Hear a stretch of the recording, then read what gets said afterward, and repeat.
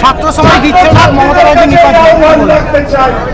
সবাই চাইছে জাতি ধর্ম বর্ণ রাজনীতি নির্বিশেষে মানুষ চাইছে যে ধরনের ঘটনা আর্জি করে ঘটেছে এবং শুধু আর্জিকর প্রথম না, মানে লাস্ট ওনার 2011 থেকে যদি একের পর এক দেখি একটা কিছু কামদুনি, পার্কস্ট্রিট, কাকদ্বীপ, জলপাইগুড়ি, মালদা, বীরভূম বিভিন্ন জায়গায় যা ঘটেছে, আজকেও আনন্দপুরে ঘটেছে, একটারও বিচার হয়নি।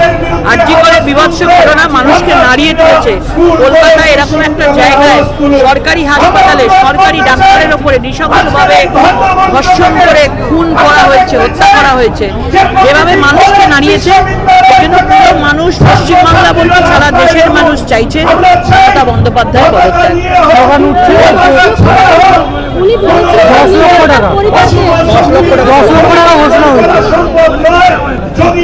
মানে কোনো মানুষ, কোনো মেয়ে যদি বেঁচে থাকে তার দাম হচ্ছে 1000 টাকা লক্ষ্মীর ভান্ডার, সে যেই মারা যায় তখন তার দাম হয়ে যায় 10 লাখ টাকা। মানে মানুষের রেট চার্ট তারা বেঁধে দিয়েছে মমতা বন্দ্যোপাধ্যায়। এটা সবচেয়ে বেশি দুঃখজনক জিনিস এবং আমাদের জন্য, মহিলাদের জন্য সবচেয়ে বেশি অপমান। আমার মনে হয় যাদের বাড়িতে মায়েরা রয়েছেন, মেয়েরা রয়েছেন, যাদের বউয়েরা রয়েছেন, যারা রয়েছেন তাদের যাদের মান সম্মান থাকে তাহলে তারা মমতা ব্যানার্জির পদত্যাগ চাইবে, নাহলে লক্ষ্মীর ভান্ডার বর্জন করবে।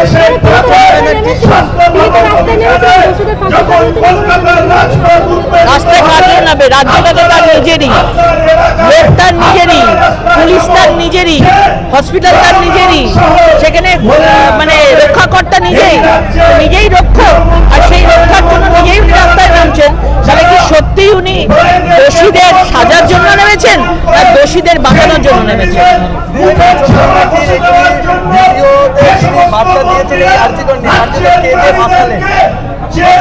যে কাঁদছেন, এদিকে শতাব্দী তিনি শঙ্খ বাজাচ্ছেন, অনেকে শঙ্খ বাজাচ্ছেন, যে যেভাবে করছে আপনারা সবাই জানি, আমি এই নিয়ে কোনো মন্তব্য করব না। মানে ওপর থেকে নবান্ন থেকে যেভাবে নির্দেশ আসছে তারা সেইভাবেই অভিনয় করছে।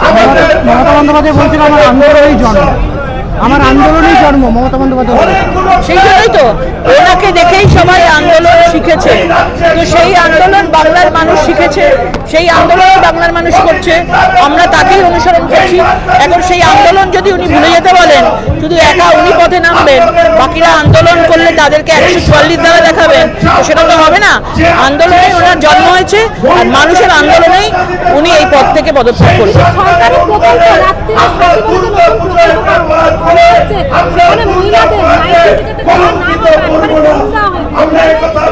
মানে এটা কি সমাধান হলো? আজকে কোনো মহিলা যদি রাত্রিবেলা তার কোনো কাজ থাকে সে বেরোতে পারবে না, নাইট ডিউটি, সে কোনো মহিলা যদি ইচ্ছে থাকে ডিউটি দেওয়া তাহলে সে করতে পারবে না। ওরা মহিলাদের নিরাপত্তা দিতে পারছে না বলে আজকে নাইট ডিউটি বন্ধ করে দেওয়া হচ্ছে। মানে আমরা কোথায় বাস করছি? আমরা এটা আফগানিস্তান না পাকিস্তানে বসবাস করছি? দফায়ের দাবি আর মমতার পদত্যাগ। নিশ্চয়ই আমার শুধু মমতা বন্দ্যোপাধ্যায় যদি বিচার না দিতে পারে তাহলে পদত্যাগই ভালো।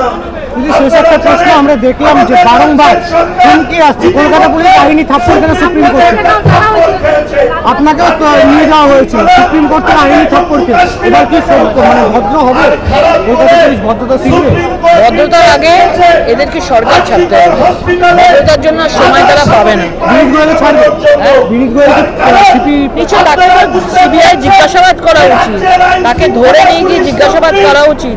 সন্দীপ ঘোষের ভোরের থেকেও অনেক কথা বেরোবে, কিন্তু সন্দীপ ঘোষকে বাঁচানোর জন্য আজকে মমতা বন্দ্যোপাধ্যায় যেভাবে সিট গঠন করে তাকে তুলে নেওয়ার চেষ্টা করছে, এটা সিবিআই অন্তত সেটা বোঝে। আমরা চাইব যে যত তাড়াতাড়ি সন্দীপ ঘোষকে গ্রেফতার করা উচিত।